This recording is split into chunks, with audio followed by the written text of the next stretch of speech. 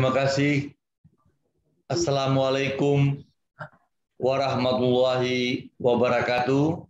Waalaikumsalam warahmatullahi wabarakatuh. Selamat pagi, salam sejahtera untuk kita sekalian. Pertama-tama kita panjatkan puji dan syukur kehadirat Tuhan yang Maha Kuasa. Alhamdulillah pada pagi hari ini kita bisa hadir bersama-sama dalam webinar dalam keadaan sehat walafiat. Saya tadi sudah mendengar pengantar dari ketua kita Pak Sony Sumarsono, juga banyak teman-teman yang hadir pada pagi hari ini yang saya tidak sebut satu demi satu. Di samping Pak Hairul Rizal juga ada Pak Gatot, ada Pak Wahyuni, ada juga tokoh-tokoh yang lain yang saya lihat ikut hadir pada kesempatan ini. Izinkan saya secara singkat saja menyampaikan beberapa hal yang juga untuk mendorong supaya apa yang disampaikan oleh Mas Sony tadi, Ketua IAPI, yaitu arah daripada pengembangan kita ke depan ini makin hari makin baik. Dan tentunya kalau kita bicara makin baik dalam pengadaan, maka pengadaan itu tentunya ada di besar di sektor pemerintah, di samping swasta, dan juga ada di BUMN. Tetapi saya lihat juga banyak pengadaan ini ada di daerah maupun di pusat. Maka tantangan kita yang terbesar adalah bagaimana kita mendengar, mempersiapkan, yaitu good governance. Karena bagaimanapun juga kita ingin bahwa good governance ini menjadi pegangan daripada kita dalam melaksanakan segala langkah yang baik ke depan. Good governance ini saya kira menjadi pembahasan, pembicaraan di mana-mana, dan tentunya kalau kita bicara good governance, maka public service reform itu menjadi tantangan yang utama, yaitu cenderung saat ini dicitrakan tidak efisien dan berkualitas buruk. Malah dikatakan bahwa birokrasi kita ini makin hari makin tidak bagus, yaitu jalan kebangkrutan karena makin hari makin tidak bagus. Maka implementasi good governance itu suatu hal yang tidak bisa ditawar lagi. Ukuran kinerja, saya ulangi, ukuran kinerja menjadi sangat penting. Karena bagaimanapun juga pemerintahan, baik pemerintahan di pusat maupun di daerah, itu harus kita ukur. Mengukur kinerja pemerintahan itu sangat penting sekali. Saya ingin mengatakan bahwa tanpa ada ukuran daripada pemerintahan baik di pusat maupun di daerah itu, maka sia-sia kita menjalankan pemerintahan. Ukuran itu sangat penting sekali.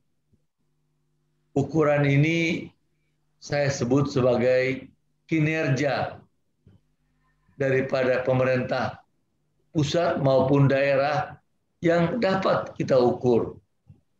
Saudara sekalian yang saya hormati, kita tadi bicara mengenai good governance.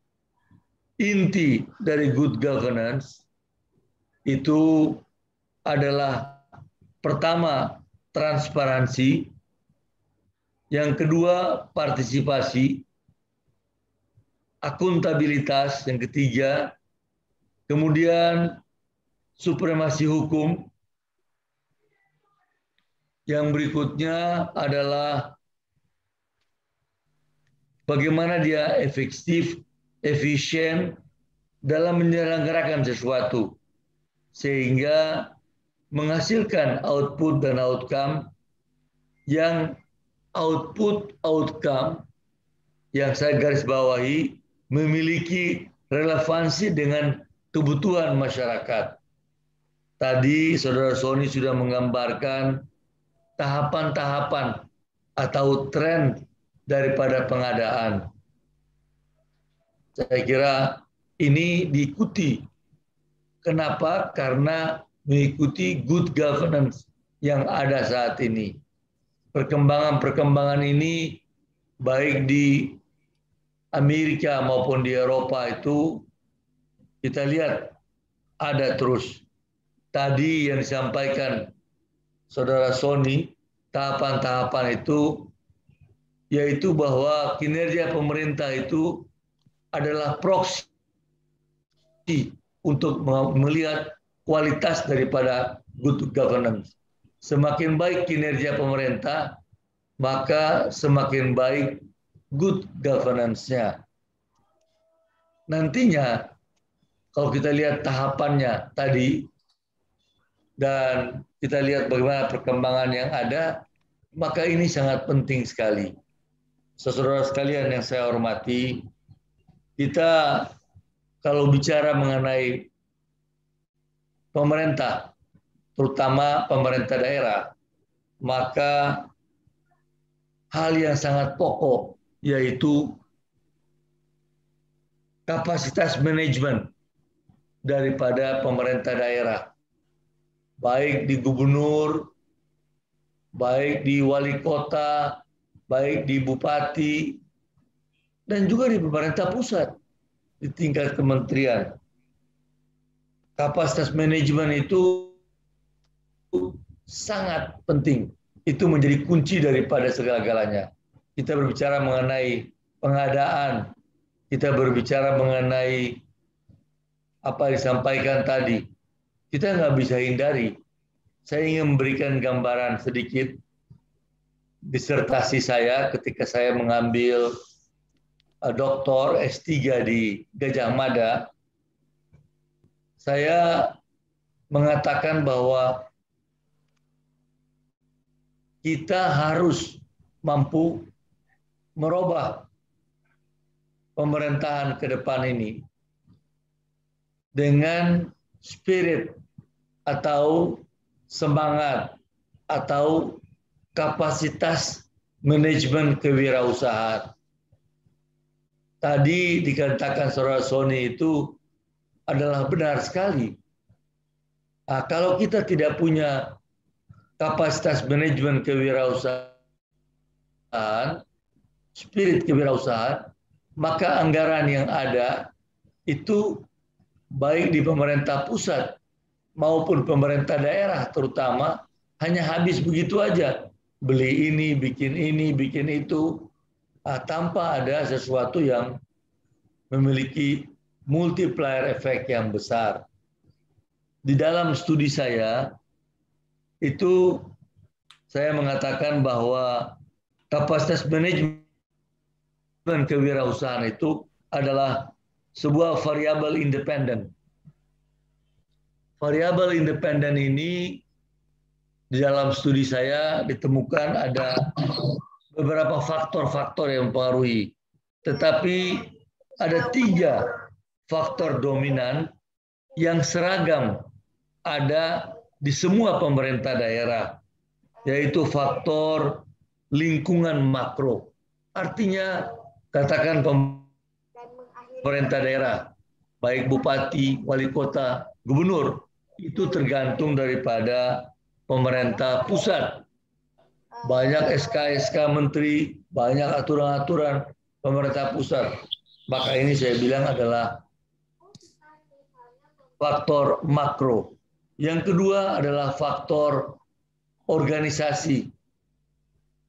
Maka organisasi otomatis ada budaya organisasi. Budaya organisasi yang kita miliki yaitu birokrasi. Nah, birokrasi ini sangat besar peranannya. Mereka kadang-kadang tadi dikatakan yaitu sumber daya manusia yang merupakan peran yang sangat besar. Maka budaya organisasi ini memiliki peran yang sangat besar. Yang berikutnya kalau itu di daerah, maka faktor endowment daerah. Pengaruh daripada perguruan tinggi di daerah, pengaruh LSM, pengaruh faktor-faktor budaya di daerah.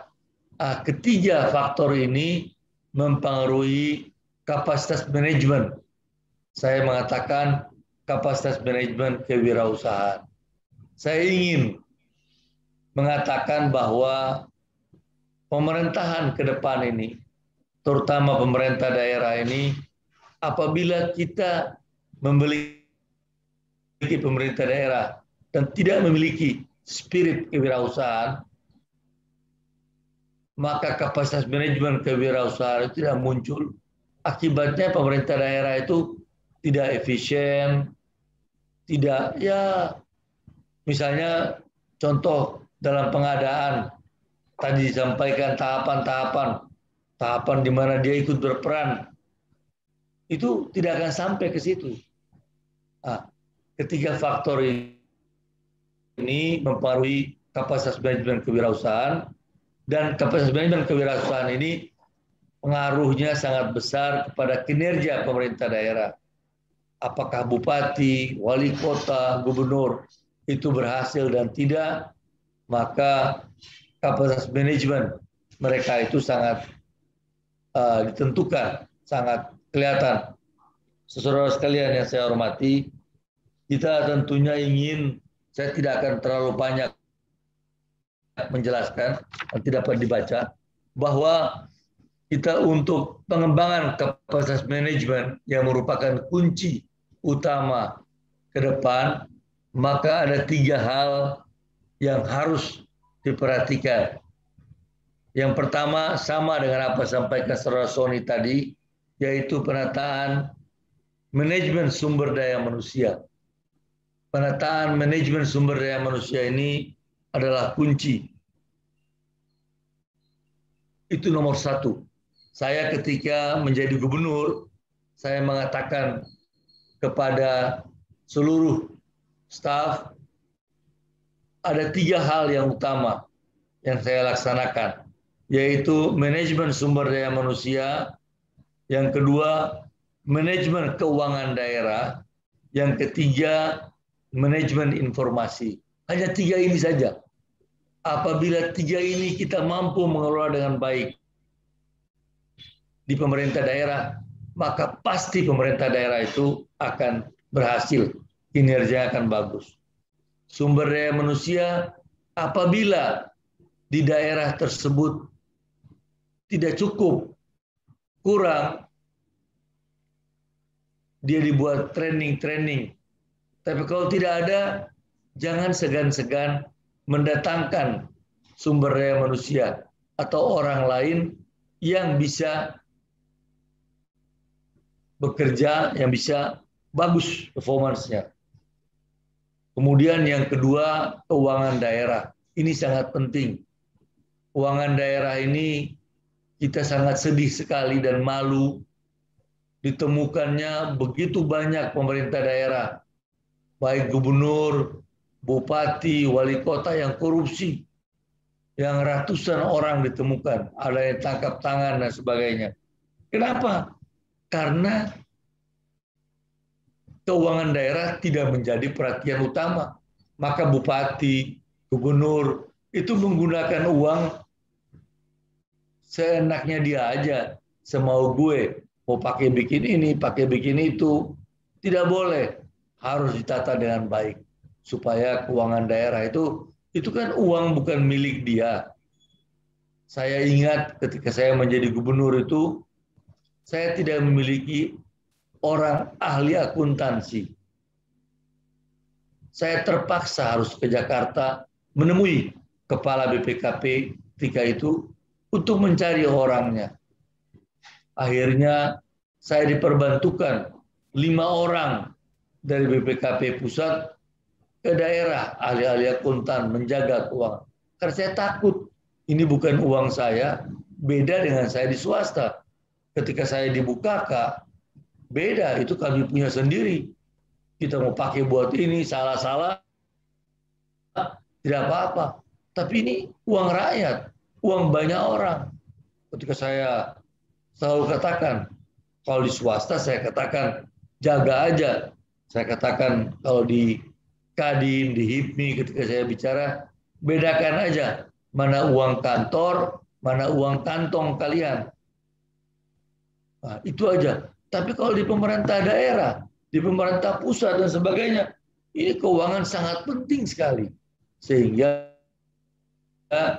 dapat ditata dengan baik. Kemudian manajemen informasi. Artinya bahwa sekarang ini teknologi sudah makin modern. Teknologi makin hebat. Kita bekerja itu seperti dalam kaca. Semua orang melihat apa yang kita bikin. Semua orang mengerti kita. Kita tidak boleh lagi takut atau kita segan.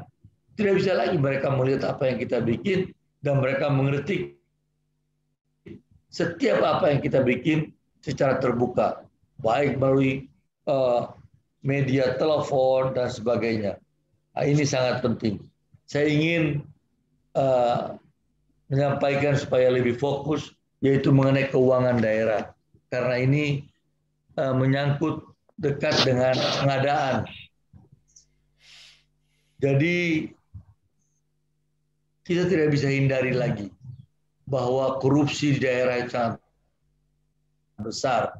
Itu di mana-mana kita malu. Bupati ditangkap, ini ditangkap. Nah, maka keinginan kepala daerah itu adalah kunci. Dia harus pertama kali di kepalanya dia, saya mau bikin perubahan, saya mau bikin supaya pemerintah ini bersih. Maka dia harus betul-betul punya kemauan yang keras. Kemudian punya komitmen dengan DPRD. Jangan kong kali kong dengan DPRD. Harus ada komitmen dengan DPRD agar supaya betul-betul dana yang ada, yang terbatas ini dapat digunakan dengan baik. Kemudian bikin komitmen dengan pejabat dan pegawai yang ada di lingkungan dia. Ini harus beberapa kali disampaikan. Dengan demikian maka ini menjadi sangat baik. Saya ingin menyampaikan bahwa tidak bisa dihindari komitmen dengan pejabat dan pegawai-pegawai itu harus secara terbuka supaya mereka juga menyadari dan mengetahui apa keinginan daripada seorang kepala daerah. Terus yang berikutnya, maka ada beberapa yang perlu saya mengatakan ada 5 hal yang sangat diperlukan dalam birokrasi. Yang pertama yaitu kelembagaan. Yang kedua adalah budaya organisasi. Karena budaya birokrasi itu banyak yang sudah masih menggunakan gaya lama, sehingga Sony mengatakan tadi sudah keren. Tata laksana, sistem prosedur yang dapat terukur semuanya, yaitu efektif, efisien, dan terukur. Kemudian regulasi, deregulasi birokrasi yang lebih tertib, dan lagi-lagi sumber daya manusia yang inovatif, efektif, tanggap terhadap permasalahan-permasalahan yang ada di lingkungannya. Dan saya kira ini sebuah pengalaman saya pada waktu saya mulai di pemerintahan, itu apa yang saya lihat saudara sekalian, ini sangat dekat dengan pengadaan, itu mana yang bisa dan mana yang tidak bisa di dalam pemerintahan daerah, itu sangat sedikit sekali. Yang abu-abu itu besar. Maka apa yang terjadi? Bupati, wali kota, gubernur, jangan lupa para menteri, juga kalau tidak jelas itu, dia sendiri aja karena abu-abunya jelas. Ini saya perkecil. Ini wilayah abu-abu sangat rawan terhadap korupsi. Saya sekarang sebagai wakil ketua MPR, ketika kami audiensi dengan KPK, saya mengatakan unsur yang penting juga adalah pengawasan. Maka saya katakan kepada teman-teman di KPK, ternyata banyak wilayah abu-abu, dan wilayah abu-abu ini adalah sangat rawan terhadap korupsi. Jadi kita harus mengatakan mana yang jelas, mana yang tidak. Sehingga yang abu-abu itu kecil sekali. Pada tahun 2007, saya sudah perkecil ini. Dan ini saya bawa ke pemerintah pusat, di Kementerian Dalam Negeri, dan banyak menjadi referensi pegangan dalam melaksanakan. Saudara sekalian, saya ingin mengakhiri penyampaian saya bahwa di dalam melaksanakan pemerintah daerah itu saya terus menggunakan efisiensi belanja, teknologi informasi, terus saya laksanakan dengan baik, sehingga kinerja keuangan itu saya mendapatkan berbagai penghargaan. Saya mendapatkan wajar tanpa pengecualian setahun. Tahun kedua sudah saya di pemerintahan karena bantuan dari teman-teman BPKP, malah BPK pun saya ikut bicara dan saya ngatur semuanya. Saya malah mendapatkan penghargaan dari BPK. Ini coba kembali lagi. Saya ingin mengatakan bahwa saya merubah pemerintah daerah itu, saya sebagai gubernur itu menjadi CEO. Jadi Chief Executive Officer saya, dan kemudian orang yang pegang finance seperti swasta, Chief Financial Officer, dan saya buat corporate culture, dan semua ini sebenarnya adalah teori-teori dalam New Public Management yang digunakan oleh orang-orang di berbagai negara, terutama di Amerika dan Eropa. Saudara sekalian yang saya hormati, penghargaan saya terima yang menjadi kebanggaan terbesar dalam diri saya adalah pada tahun 2006. Ketika itu Bapak Profesor Anwar Nasution menjadi Kepala BPK dan beliau memilih disajukan 5 pemerintah daerah, 2 bupati, 3 bupati, dan 5 gubernur. Beliau di depan Presiden SBY berpidato dan mengatakan, saya hanya mau memberikan kepada 1 saja. Dan beliau jelaskan panjang lebar pidato, karena dia seorang guru besar, profesor. Akhirnya ketika itu 2 gubernur saya dan DKI Pak Yoso sudah siap maju ke depan, dan 3 bupati. Ternyata beliau hanya panggil saya, 1 orang gubernur, Saudara Fadel. DKI pun tidak, 3 bupati pun tidak. Beliau jelaskan panjang lebar di depan Presiden SBY yang mengatakan bahwa bagaimana perjuangan saya untuk membenahi keuangan daerah, sumber daya manusia, dan apa yang saya perbuat dan perbaiki. Saudara sekalian, saya ingin mengakhiri penyampaian saya dengan menyampaikan 4 kesimpulan pada kesempatan ini. Yang pertama, kami menyadari bahwa apapun juga reformasi birokrasi itu adalah sangat penting dalam memberikan pelayanan publik, yaitu menyangkut dengan pengadaan, karena ini sangat penting, kaitan erat dengan pengadaan. Kemudian tujuan reformasi birokrasi yaitu harus jelas adalah mewujudkan pemerintahan yang terpercaya atau trust government. Kita pun dipercaya.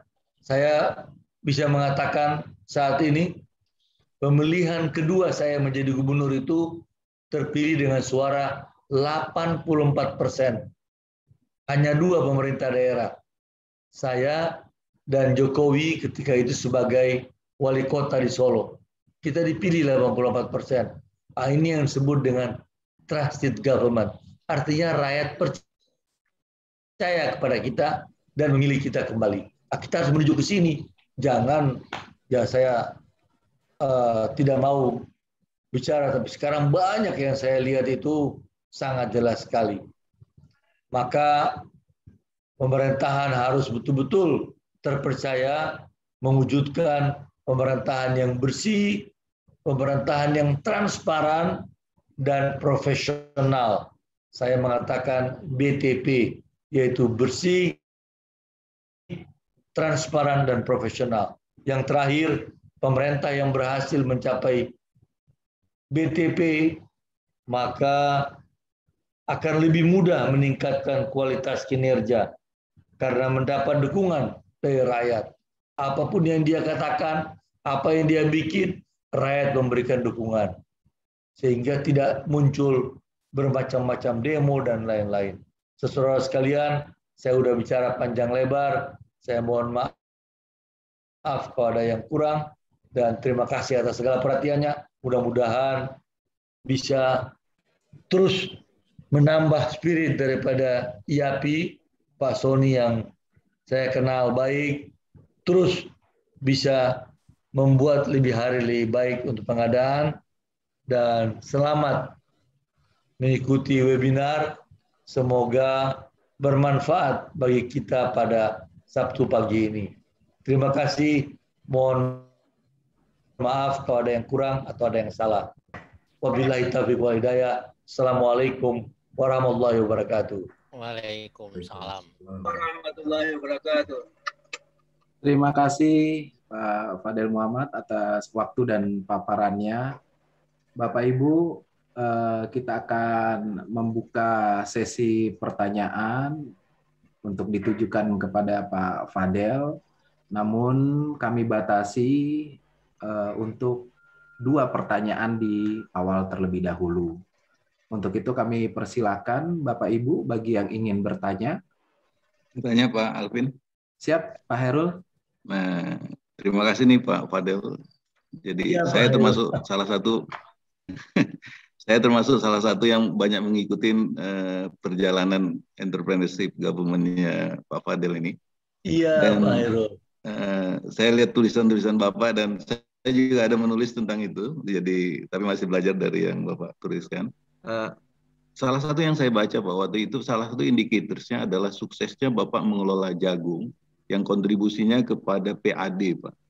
Nah itu bisa diceritakan Pak, bagaimana di awalnya itu men-triggering PAD atau kenapa komoditas itu yang menjadi pilihan gitu. Mungkin itu Pak. Jadi salah satu yang saya baca itu adalah apapun yang Bapak lakukan itu terukur, dan salah satu yang saya dengar juga adalah bagaimana Bapak menaikkan PAD itu dari BUMD gitu Pak. Iya. Silakan pertanyaan kedua sekalian supaya dijawab.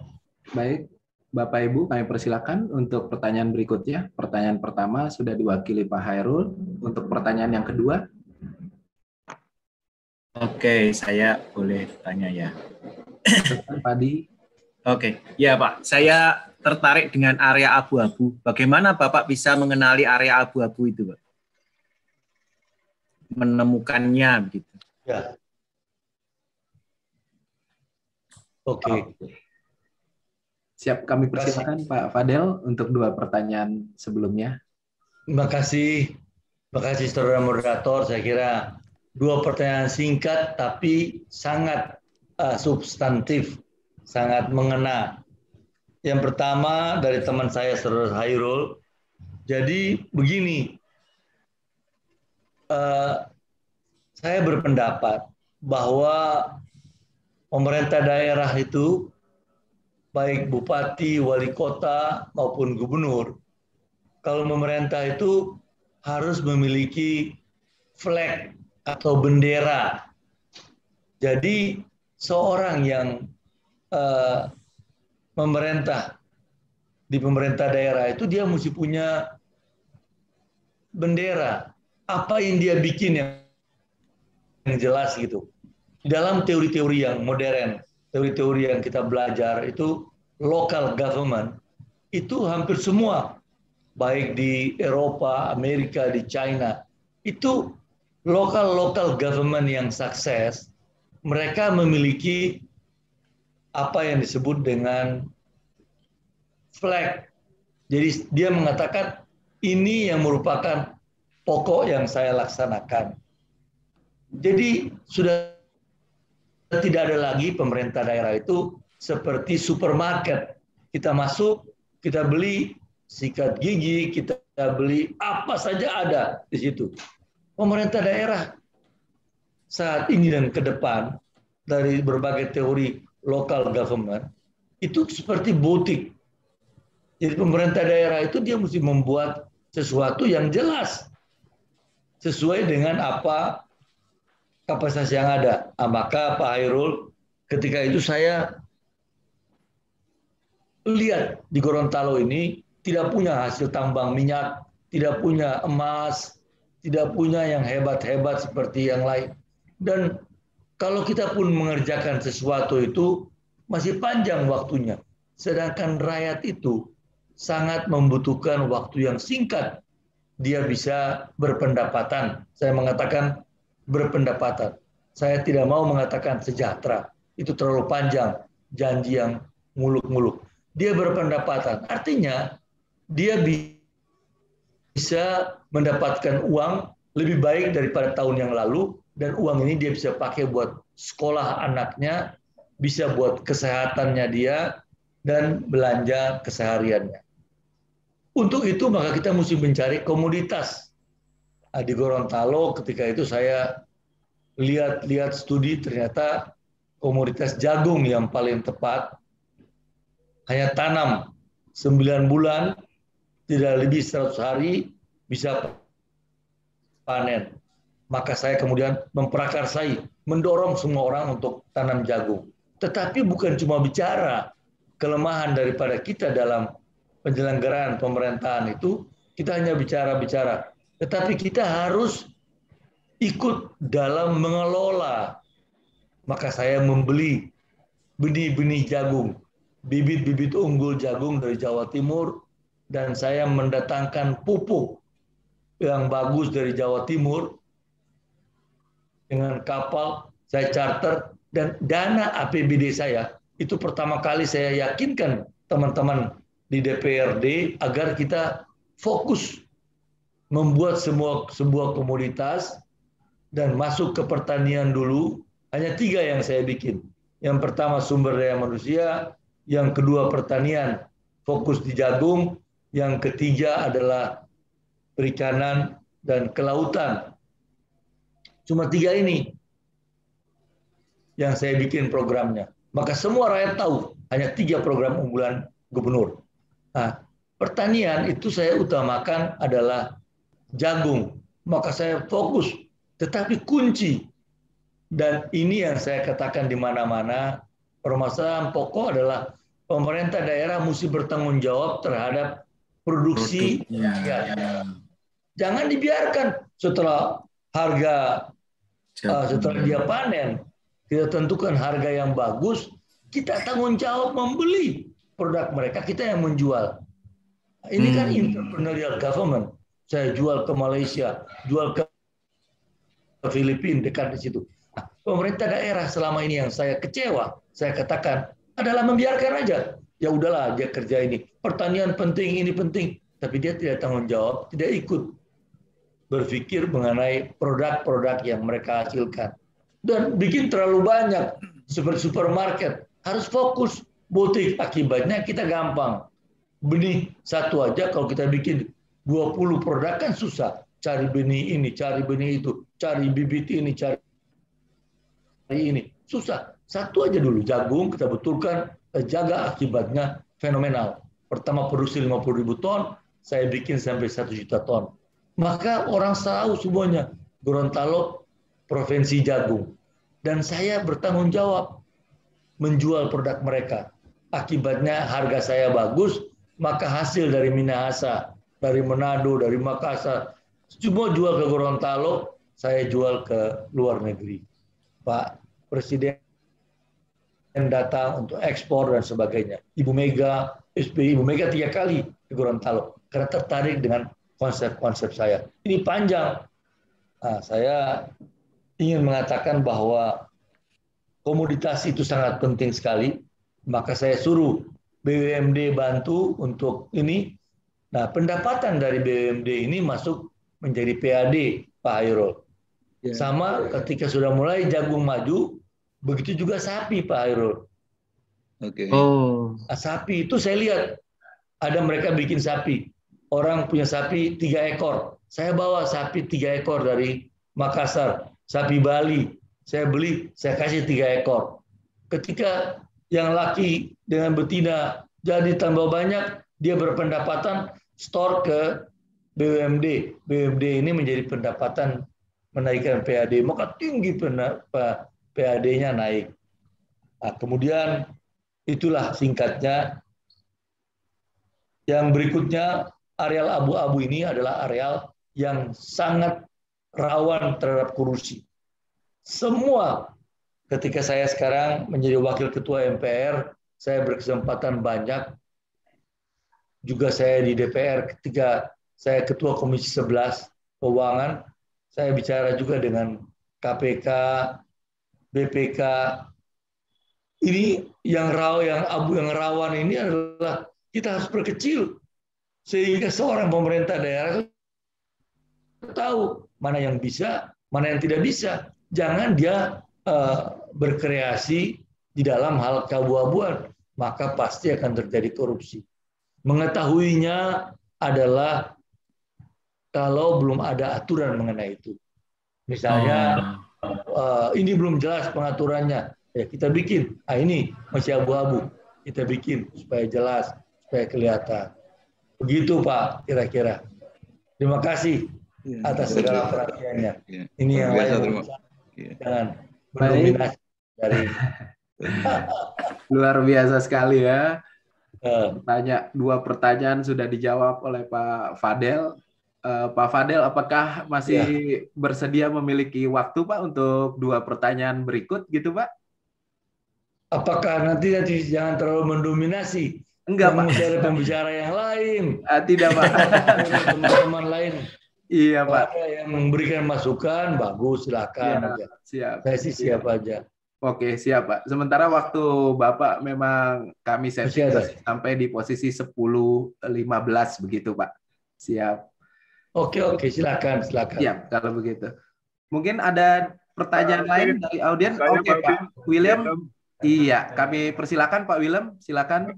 Terima kasih Pak. Selamat siang, Pak Fadel. Selamat siang Pak William, apa kabar? Baik Pak. Terima kasih Pak. Saya salah satu anggota Dewan Pembina IAPI Pak. Ya, saya salut atas kesuksesan Bapak di Gorontalo dan juga berimbas kepada daerah yang lain. Saya tahu persis, Pak. Besar sekali, betul. Namun saat ini posisi atau jabatan Bapak di Wakil Ketua MPR, saya pikir sekarang bullwhip atau cambuk banteng itu ada sekarang di tangan Bapak. Iya. Banteng maksudnya perekonomian kami Indonesia nasional ini yang masih carut marut. Betul. Ada cambuk di tangan Bapak. Jadi mohon masukan saya, sukses Bapak yang sudah Bapak peroleh itu bisa diterapkan melalui posisi Bapak sekarang. Karena sekali lagi Bapak itu pemegang bullwhip, Pak, cambuk banteng ini, dan Bapak bisa terapkan secara nasional. Ya. Itu masukan saya yang pertama, Pak. Satu lagi, Pak. Kami telah membuat rencana undang-undang pengadaan melalui inisiasi DPD, Pak, Dewan Perwakilan Daerah. Dan itu sudah menjadi RUU dan sudah diserahkan ke DPR. Cuma sampai sekarang belum goal, Pak. Banyak sekali kepentingan yang memang Bapak tahu sendiri.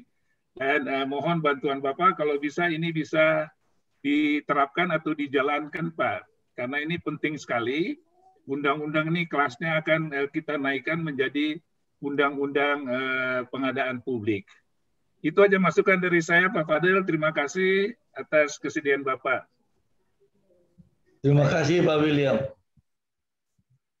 Baik, dari Pak William sudah memberikan masukan. Mungkin ada pertanyaan, kami persilakan. Pak Irmansyah. Oke, makasih. Assalamualaikum warahmatullahi wabarakatuh. Waalaikumsalam.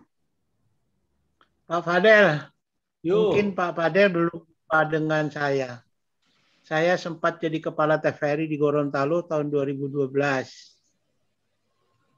Jadi Bapak pernah berapa kali siaran di tempat kami di TVRI. Iya, ingat saya, ingat. Saya merasakan. Ya. Jadi saya selama 2 tahun di sana merasakan bagaimana berinteraksi dengan lingkungan. Iya. Nah, tadi konsep Bapak itu sangat-sangat bagus terkait dengan manajemen SDM, IT dan pengelolaan keuangan daerah. Ya, 3 Cuman itu. yang saya rasakan nih Pak, saya sempat terasa bahwa orang yang dari daerah masuk ke Gorontalo itu seolah-olah tidak diterima, Pak. Tidak diterima dengan alasan bahwa ngapain mesti orang daerah yang masuk, kita di Gorontalo pun masih sanggup. Nah, hal-hal itu yang sangat-sangat mengganggu dalam proses interaksi di lingkungan. Kadang-kadang kami berinteraksi sepertinya tidak bisa masuk. Dan saya berharap tadinya kan TVRI ini bisa dimanfaatkan oleh pemerintah daerah untuk sama-sama digunakan untuk kampanye atau untuk kepentingan daerah untuk memberikan informasi. Nah, terkait dengan itu Pak, apa kira-kira kiat yang Bapak lakukan dari 2001 sampai 2009 kalau nggak salah, untuk melaksanakan kegiatan implementasi yang Bapak coba siapkan? Saya yakin lakukan itu, Pak. Karena apa? Karena memang mindset-nya yang belum bisa berubah dan memang sebagian bisa berubah, tapi belum merasa siap untuk melakukan apa-apa yang mungkin Pak Gubernur lakukan. Atau kadang-kadang orang melihatnya sebelah mata. Alah, itu kan maunya Pak Fadel aja katanya. Nah, hal-hal seperti itu, Pak, yang Bapak lakukan 2001 sampai 2009 bertahan dengan kesuksesan yang Bapak lakukan. Terima kasih, Pak. Terima kasih, Pak Irmansyah. Saya jawab dua-dua ini, Pak, ya. Ya, Pak Moderator, langsung aja. Iya, kami persilakan, Pak. Siap. Pak William, saya kira apa yang Bapak sampaikan tadi benar. Itu bukan cambuk, tapi saya mengatakan kedudukan saya ini memberikan dorongan-dorongan ke banyak tempat, ke pemerintah daerah itu besar, tapi kita nggak bisa hindari. Ternyata bahwa kita hanya bisa memberikan dorongan, tetapi yang melaksanakan ini yang paling utama. Jadi kalau bahasanya Bapak cambuk itu ya memang benar juga sih. Tapi ya itu sulitnya kalau bukan kita yang melaksanakannya, dan kalau kadang-kadang tidak mudah. Jadi memang di tingkat nasional ini saya berpendapat Pak William, ini juga menyangkut yang Bapak sampaikan tadi, undang-undang pengadaan ini yang saya akan cek dan bicarakan nanti DPD dan di DPR. Saya akan panggil mereka minggu depan Pak untuk ngecek ini. Terima kasih Pak William. Saya akan panggil minggu depan ke lantai 9 di gedung saya Nusantara 3 ngecek ini. Tapi Pak, yang paling utama memang adalah bagaimanapun juga itu kemauan daripada pelaksana-pelaksana ini. Kadang-kadang kurang concern terhadap hal-hal tersebut. Jadi kalau di Amerika itu kita lihat itu hal-hal seperti begini itu diatur sampai ke tingkat wakil presiden, bukan di Kementerian Birokrasi Reformasi atau di ini, tetapi sampai ke wakil presiden.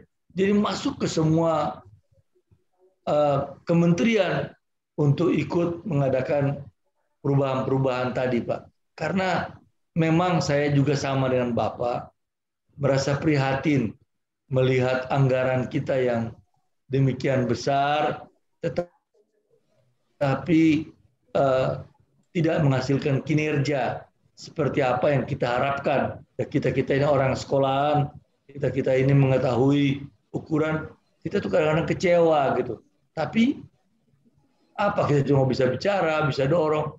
Kita kan tidak bisa bikin demo di jalan, kerahkan orang kan.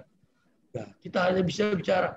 Nah, itu yang memang cukup besar hambatannya. Jadi saya pikir nanti kalau ini kita coba usahakan mungkin sampai ke tingkat wakil presiden. Di Amerika ketika itu perubahan terbesar dalam pemerintahan di Amerika itu waktu Al Gore yang memegang semuanya. Al Gore kan seorang yang berpendidikan. Al Gore yang mengatur untuk bikin perubahan-perubahan menjadi genderang. Akibatnya banyak perubahan-perubahan yang terjadi dan kemajuan di dalam pemerintahan di Amerika, Pak William. Nanti saya akan cek mengenai undang-undang pengadaan yang Bapak sampaikan, inisiatif daripada DPD dan DPR, saya akan panggil mereka insya Allah minggu depan. Terima kasih Pak William. Pak Irman Syah, apa yang saudara sampaikan itu adalah benar. Saudara melihat sendiri dan merasakan sendiri. Pertanyaan Pak Irman, apa pengalaman saya? Apa ada relaktansi orang? Itu ada, benar Pak Irman. Memang gubernur yang sekarang, yang saudara alami sekarang ini ada sedikit mindsetnya berbeda dan kadang-kadang yaitu suka orang daerah saja, kadang-kadang terbuka berbicara. Saya pernah pengalaman ini Pak. Saya berbagi pengalaman dan cerita. Saya waktu itu punya kesulitan, ingin memajukan pertanian, peternakan, dan saya akhirnya membawa orang, Dr. Jamal, ahli pertanian dari IPB, itu bawa ke Gorontalo, diributin oleh orang. Saya bawa ahli peternakan dari Jawa Timur, diributin oleh anak-anak. Saya bawa beberapa orang. Ini beberapa orang diributin. Akhirnya saya panggil TVRI, RRI, saya bikin di kantor DPRD pertemuan secara terbuka dengan LSM. Itu berjam-jam mereka berdebat dengan saya. Terbuka. Akhirnya ada yang mau, ada yang mengerti. Jadi memang kita harus berani. Kita harus berani merubah mindset masyarakat dan kita harus bikin contoh dan kita mesti berbicara gitu. Tidak boleh diam aja, berbicara di depan publik. Tapi kalau kita pegang kekuasaan, nah kalau saya wakil ketua MPR sekarang terus saya bikin begitu kan nanti orang ketawa, bilang bukan tupoksi saya, bukan ini. Jadi kan Pak Irman Syah, Iya benar Pak Fadel. Iya. Nah, itulah. Ya, terima kasih Siapa Pak. imannya betul kan? Terima kasih Salam semuanya. sehat Pak Fadel. Terima kasih, terima kasih. Baik. Saya kembalikan moderator. Siap. Saya kira cukup udah. Betul Pak Fadel, terima kasih atas waktunya dan pertanyaan-pertanyaan juga sudah terakomodir semua.